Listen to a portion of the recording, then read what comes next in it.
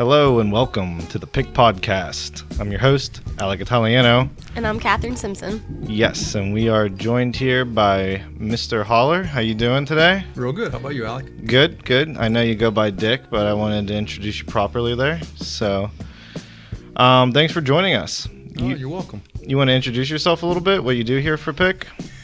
Yeah, my name's Dick Holler, and I'm talent acquisition leader here for Private Industry Council, PIC.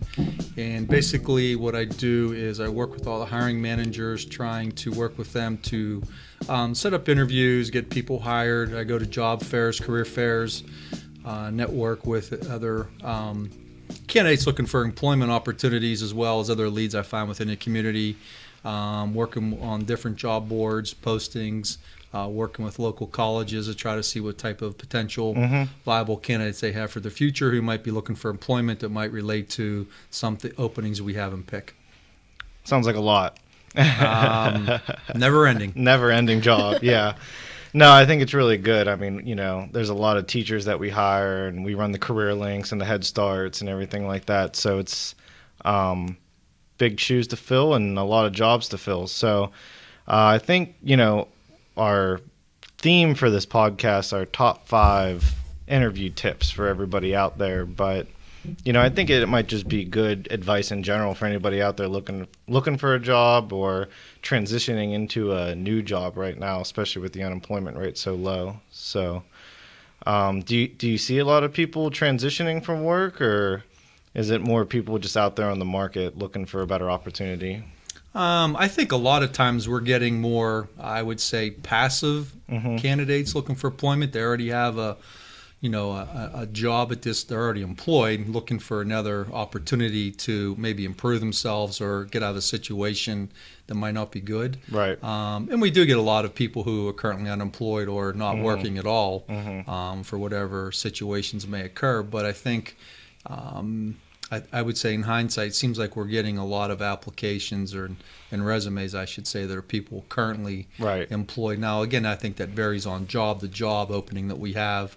I mean, because you alluded to, we have a lot of the Head Start classrooms in Beaver County, Fayette County, and also, the pre-K classrooms, which are in Allegheny County, a couple sprinkled in Westmoreland, one in Beaver County. So, you know, those are some of the big job openings we have that we consistently are always getting resumes for from people trying to get into that field, and a lot of people sometimes don't meet the qualifications, which is a whole other issue. Yeah. So like resumes, you know, we'll start there with interview tips. I was always told in school, keep it to one page, change it up, you know, based on what you're applying for. You know, I know like my career counselor was saying, like, keep one giant resume and then kind of like pick what you want. Now, obviously, if you don't have a lot of experience or a lot of different jobs, then you might not have to do that. But I thought it was good advice, you know. So if you're going for a supervisory role, you know, maybe you don't list your most recent job if it doesn't exactly include supervisor responsibilities, you know, but, you know, maybe go down a couple of jobs to where you did. Yeah. How do you feel about objectives on resumes? Sorry, I'm jumping in here. No, that's good. Please. I think, first of all, I think when a lot of people are applying for the job, they're applying for a job that they're interested in for the most part. Yeah. And you have people just to apply for jobs. Yeah. I mean, I get that. So I would have to say that, I mean, it doesn't bother me, but I think that if I receive a resume or somebody hands me a resume for a job, you already know what they're looking for. So if I'm looking as a teacher, an education job, the objective some people put on there is to, you know, seek professional employment in a school district and blah, blah, blah, blah. Well, isn't that why you're here anyway, looking for that particular position? Kind of goes without saying. Right, yeah. So yeah, I've omitted the objective from for a long time now. Right. Just I've never seen the point to it. Obviously, I want the job, or else I wouldn't have sent you my resume. Well, the new thing is people are putting their pictures on there. Yes. Do you think that's a good thing or a bad thing? I think it gives you a first impression of somebody. Sure. It's like when you sit in an interview, you know, the first 5 or 6 minutes, you can, I think, a lot of times tell, well, this person would fit in well, or, you know, you kind of wait till the interview's over to make that assumption. But I think when you get in there, I think it's during the whole interview process. I think when you're talking to potential candidates, that you're looking at them and listen to what they have to say. But sometimes with the picture on their resume, it's like, oh, this person might be a good fit, or you're already trying to. It gives you a little idea, you know. So, I mean, that's kind of like what LinkedIn is kind of going for. Is you're going to see their picture, you're going to see a professional photo of them. Right. You're not going to see something like potentially on Facebook or Twitter or Instagram or something like that. The whole idea is professionalism. And then you're going to have that whole list of qualifications there too. But I think it's a good point you brought up, Kathryn, about the objectives, because you only have so much space on a one-pager resume. Right. So, kind of why waste it with... Yeah, exactly. And that's why I took it off in the first place. It was because of, I ran out of room. I also had somebody advise me to take off my high school. They said, you obviously went to college, which meant you graduated from high school. And they told me to take that off. Now, in my case, I have 3 things listed under college: my bachelor's, my master's, and my graduate certificate. So I am, you have it filled out pretty well in education. Yeah. But, I mean, it made sense. It's obviously you graduated from high school, so. Unless you want to list a GPA. I also heard somewhere, don't put your GPA on there if it's not above a 3.0 or something like that. So I don't know if that's still good advice or not, but. Yeah, I think majority of the ones that we get, people put their professional experience within the last 5 to 7 years of the job they're going for. Right. Most seem to be one page. Now, we'll get a handful of times that are 2, 3, 4 pages even long. They'll put all their work experience. And after the first page, it's like, geez, oh man. Kind of glossing over. Right. You're looking over like, okay. And I say on the back end of that too, I mean, their work experience is, predominantly the first part, but the educational experience, most people, if they've gone to college, it seems like they're putting their college, they're putting that out what they're there, graduating in. I don't see too many GPAs now. I think a lot of those at times I will see them on students that are candidates that are majoring in education, since education is such a competitive field when you're trying to get into school. You want to list that GPA, Or if you're a student, fresher out of college, you might put a GPA, but if you've been in the workforce for 10 years or whatever, why put it there? Correct. Yeah. So. Well, now when you're looking at resumes, do you prefer to see a chronological compared to a functional? Do you care either way? Does one stick out more than the other to you? Good question. No, I mean, it doesn't matter either way to me. As you're just reviewing them, a lot of times I'll try to review and pull out some really good ones that give the hiring supervisor. Right. And they'll look at them and say, hey, well, out of those 6, I like these 4. Let's see what we can do to get them in here to get interviewed. Or a lot of times they'll get the file too, and I'll say, hey, these are the 6 I pulled out. And they may go through and pull 1 or 2 more out. But to me, it doesn't really matter. I mean, I think you're trying to see, number one, are they qualified for the job? They have the work experience, which is more beneficial than going through and consistently reading and look at it that way. But either way it works for me. It doesn't really make a difference. It's good insight, though, for anybody out there, whether they're applying or not. Just good knowledge to have. So, all right, out of the resume world and back into the face-to-face interview world. Are you pre-calling these guys, people, for jobs, or is it kind of like setting them up and then you just kind of get a quick 5-minute conversation while you're setting up that interview and maybe ask a question here or there, or is it pretty business as usual? When are you available to come in for an interview? I would say more often than not, it's business as usual. Sometimes some of the hiring managers will pass on a note and say, hey, can you check and ask this person, do they have this qualification? It says it here, but I just want to make sure that qualification is legit. Right, it's on their resume. But for the most part, it's calling. Just try to get a real quick feel on, what their resume says real quick, and then trying to set them up for trying to set them up for an interview. So we can, bring them in and see what they have to offer. Okay. So now in the meat and potatoes of it all, what are some of them pet peeves that you hate when you get somebody face to face? Well, to me, of course, our process when they come in, they have to fill out the application, and then, the hiring manager and I'll normally walk out and introduce myself to them. And I think the biggest thing for me is they're not dressed for success. I mean, they are not dressed for the part. Yeah. So for guys, that's a suit?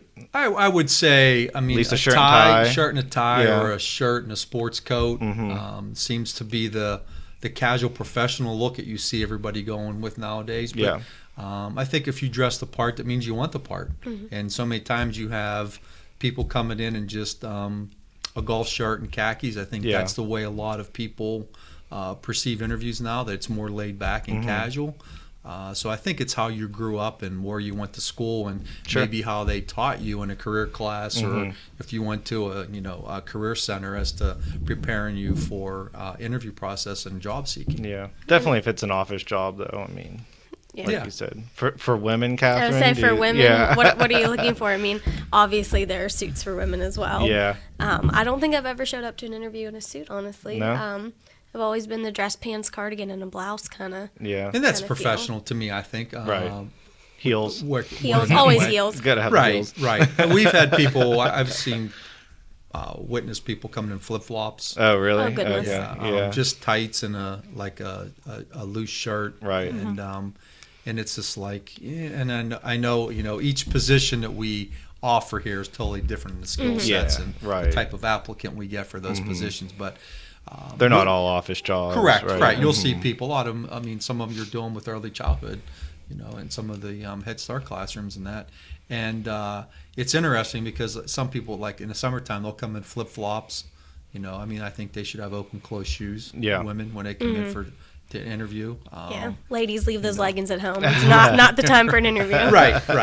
And again, I think, a nice blouse, I mean, being professional with that, I think is very acceptable. And I think that says a lot, first impression, right? I mean, how they're dressed is probably going to dictate how how that interview might go. I don't know. I mean, I don't think you rush to judgment there, because I mean, some people have come in flip-flops and the leggings have done really well. Right. We've ended up hiring them. Right. It's just like, you're in an interview. And maybe I was totally brought up different, same with the two of you. But I think, again, it dress for success no matter what. You want to go in there and you want them to know that you're serious and you want that job. Yeah. Okay. So after that first impression, and you're starting to ask them some questions, I mean, I'm sure you've had some cell phones go off and things like that. So, I'm assuming, one of the great tips would be like, silence your phone. But absolutely. Have you seen anything, you've seen it happen, I'm assuming? Yeah, we've had where people in their purse, they have it on silent, but it might be against a makeup case or and it vibrates in a book bag of some sort, and it just vibrates, and then they might have their ping on real low, and you'll just sort of the faint. Yeah. And it's just sometimes it boom, boom, boom, boom, boom, just keeps going on. I know I'm on a couple of group chats and you hear those going, I've put my phone on silent in meetings, like not just an interview, but just in a professional environment, it's like. For sure. And even take it off that vibrate. Don't let it be vibrating on the table. Right. And people have done that before on their portfolio. It'll sit there and and it's like, excuse me. We've had to go off. Some people have their phone has gone off in an interview and they'll excuse themselves, like, I thought I turned it off. So does that bother you that they have their phone out at all? I mean, anytime anytime I've interviewed, my phone has been in my purse on silent, not being able to make any sort of noise. I'm a firm believer it should be out of sight, out of sound. All right. I mean, you should be focused on the 2 people or 3 people across from you in an interview, to give them your undivided attention, full to attention, work with them, right? Mm-hmm. And again, you're there to interview because you want that job. We saw something in you. Give us your time, full attention and time, so that we can potentially get the best out of you to see if you're a good fit for the position we're interviewing for. What else you got on your steno pad over there? The other one I have, a couple more I have, is arriving late for the interview, which has happened. Probably goes without saying, but yeah. Right. I mean, you want to be on time because you just push everything else back. Sure. You push the whole process back. And if you're running late for whatever reason, call ahead and let the secretaries know wherever you're interviewing at. I think that's fine. If there was an accident or traffic or whatever, because that's acceptable. That stuff happens. I mean, life happens. Yeah. But the people who walk in for 1 o'clock interview at 3 after 1 and say, "Oh, I just was running late." I mean, we kind of when I talk to them, I give them the address. I mean, the specific address. I tell them how when you door turn to off, walk in. right, when you turn off of Donahue Road, how we sit behind, the school there. It's not because we've had people who went into the Clearview school building. There, and people like, I'm in the wrong building, and then they were late. They were late. I understand that part. That's why I always tell them to go behind. Yeah, so. which is good. I mean, I've been to interviews in industrial parks before. Like I was at this one in Ohio when I was living up in Erie. And it was huge. I mean, there had to have been 300 buildings in this industrial park. I mean, it was massive. And, I got there 20 minutes early, thinking, oh, I'm fine, But I'm like knocking on doors trying to figure out where I'm going. So I could definitely understand that, and that's on the employer, to be up front, and then. But hey, we live in the Pittsburgh area. Traffic happens. We all have seen it. So we try to. I always tell them to try to get here 20 minutes ahead of time because they have to fill out the application. It takes a little bit of time, so that we're ready to go. Because the last thing you want to do is you don't want to come in and have to fill it out and rush right in there. You want to be able to collect your thoughts, be able to sit down, catch your breath. Okay. Gather your thoughts, and then you walk out. You're striking a conversation, introductions, and then trying to talk with them as they go into the interview process. Another thing that's seems to be a common occurrence is candidates aren't prepared by that. I mean, they don't come with a resume, even though we have it. Yeah. It's nice because sometimes what we print out and what we get might not be the same format as what the candidate has. And and that's I think you're coming, you're prepared. Hey, here's my resume. A lot of times we'll say we'll have it. They'll say, well, I want to give you an up to date one. This is what occurred the last 3 or 4 months. The other thing too is I think on the back end of that is a lot of candidates come in and they know nothing about the Prime Ministry Council. And with today's technology, there's not really an excuse to learn a little bit about what PIC's all about. Right. Even if you can just tell us a little bit about it. I mean, at least we know you did your homework, you went behind the scenes, and you did all that in order to prepare yourself for the interview. I think, those two go hand in hand, not really being prepared for the interview in itself. Yeah, I could see that. I mean, Kathryn, what do you think? I mean, I've interviewed for multiple nonprofits before, throughout my life, and they expect me to recite the mission statement. Oh, wow. I've always been asked, do you know what our mission statement is? Recite it. And I'm like, oh, it's a good thing I, practiced 4 times before we came in here. And, you still mess up a little bit, but the fact that, you have the gist of it, I know, like when I was hired here at PIC, I had worked with PIC before, so I kind of had that benefit of knowing a little bit more about what the company does. But like PIC, for example, is more of a confusing one. Like we do like 28 different grants or something like that, or programs. So if not more, if not more. So it's not like, we're, UPS and we deliver packages, I mean, that's pretty straightforward, right. But especially when you're going for a management position or something like that, you want to show that depth of knowledge. So and I think the other thing too, at the back end of the interview when, we try to explain the whole process to them, how the interview is going to go, what we're going to do, the questions we're going to, ask and all that. But at the end, what sometimes I'm surprised is the candidate will sit there and they won't have any questions to ask the employer. That was going to be my question to you at the end of this. It's kind of the people who are really, really interested always have 1 or 2 questions. Got to have a question ready, right? Right. You have to have 1 or 2. And then some people will open up the portfolio and they'll ask 2 or 3 questions. And A, they're serious, and 2, they're prepared. Yeah. Those people normally know about your organization, your mission statement a little bit. With that. But that's complex sometimes because people will ask like 1 or 2 questions, like the typical, like what's the hiring process? When am I going to know? How many other people you're going to interview for this position, and so forth. So that was going to be my thing. Was like, are people like come in with a portfolio or a notebook and maybe write out 2 or 3 questions just so you have them there. So we interviewed a guy one time where they had had a sheet of paper in his pocket. It was folded up. He pulled it out. Had like 5 or 6 really good questions. That's good. I mean, really good questions. Yeah. He didn't have anything else to put in, so he told us. He's like, I apologize. He had his coat pocket on. He had to fold up like in. If you don't have a portfolio, that works too. Yeah. That's right. Yeah. I interviewed once, and I got to the end, and she said, "Have any questions?" And I said, "What do you find to be the most difficult part of this job?" You want to know from someone who's there. How they see the position. And she answered it, and she said, "Do you have any more?" And I said, "No, that's all I had." And she goes, "Oh, thank goodness, the last girl, I thought 50. I was being interviewed." She said she was grilling me. Yeah. And, you so have there's to, a line. There is a line. Yeah. You make sure, Right. You're not being too aggressive, but make sure you don't seem uninterested. Yeah. And you want that engagement too, because again, normally pretty much every interview that I've sat in here has been with the hiring manager. So the hiring manager is right across from the potential, candidate they're going to work with. So you want to be able to see that relationship, and are you going to ask questions and see clarity on stuff? So, that's always good to see. A good personality fit, correct, as they like to say. Personality comes out at that point in time. Do they have any humor during their interview, or, at the very end? Is it pretty much just, right, or they just dead set, tunnel vision, here's my answers, and, if I get this, I get this, more like of a robot. So, do people bring up pay a lot? I mean, is this like a negotiation thing that you have to go through? I know it's like taboo for some things and appropriate for others, but I was just wondering how often it, gets brought up, or like negotiating benefits or vacation days or anything like that.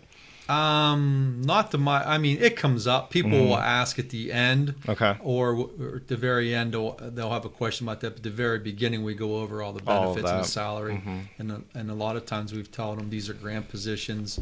The salary's non-negotiable. Yeah. And most people are fine with that. I think I can count on a handful of times where somebody has asked, "You're sure? If I was offered this, would I be able to negotiate?" Make so much more. Like, no. Yeah. But all that stuff is laid out at the beginning of the interview process, and it seems to go pretty well. Right. Well, I know for a lot of nonprofits or government jobs or things like that, like they're required to put the salary out there, like, and if it's a range, here it is, or something like that. But for a private company, I could see that being more of a, talking point, I guess. So. Yep. All right. Did we miss anything? I would say the last one that seems to occur off and on is bad mouth in the company or your previous employer or supervisor. Yeah, that can't be good. And it'll come up here and there when people talk about, well, my last job, A, B, and C happened. This it's happened. Again, you're sitting there thinking, if they're going to bad mouth them if they were hired here, what are they going to say about, us? What are they going to say about you? What are they going to say about their supervisor? Good point. Which I think trickles down as to why they might have left or why they're looking to get out. Because it's every situation where people work at, there's good and bad. Yeah, because you're asking that question 9 times out of 10, like, why aren't you at your last job? Let's face it. But I think on the back end, when you go into an interview and you start talking bad about a previous employer or a supervisor, that doesn't boast well on you. You want to be part of the solution or part of the problem. Right, exactly. So do you have any pointers on how, if you ask the question of why are you leaving your current position or why did you leave your last position, and say it was just that I had a really crappy manager who I didn't get along with, how would you suggest someone say that in a professional manner that doesn't sound like you're bad-mouthing or that you were the problem? Well, I think anytime you have to try to spin it off in a positive way. My supervisor and I both didn't have the same growth and expectations that I thought I should have to, advance myself in the company, or there was no advancement. We didn't have the same, we didn't see eye to eye.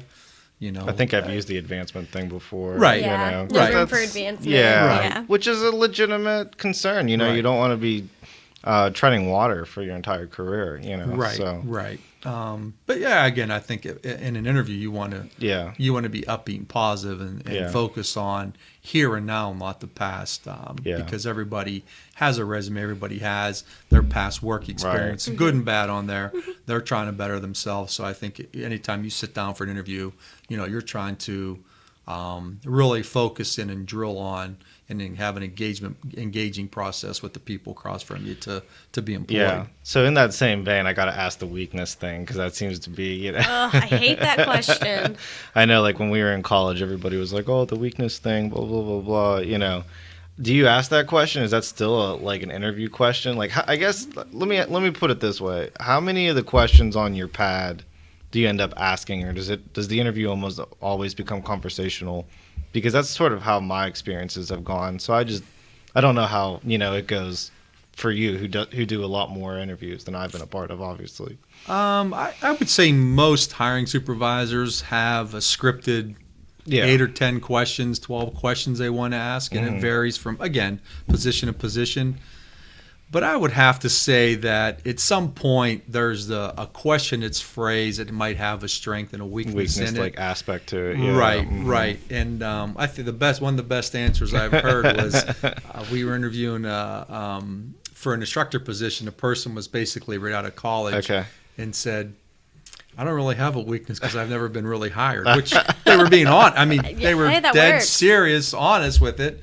And I believe we end up hiring this person for an instructor position. But that's great. I mean, she was just out of college and was doing sub work. She was really my strength would be my teaching experiences and all that. But she's my weakness would be I really don't have one. But if you would say that, she goes, the backside of that would be I don't have a ton of work experience, but I would have to say at this time, I don't have any. But you always have a weakness. Honesty is the best policy, right? That's right. Both in relationships and job interviews, let's be honest. Exactly. That comes back and forth. But that was probably the best one that I've heard. All right, I have to ask. Okay. Looking for women. Now, do you look to see if they have on a wedding band, an engagement ring? Something like that, yeah. I've had a bad experience, so I wanted to see if that was something that you guys looked at. Never thought of it. Doesn't matter to me one bit. I mean, again, I don't think of the interviews that I have sat in and participated in with a hiring supervisor that would make a bit of difference whatsoever.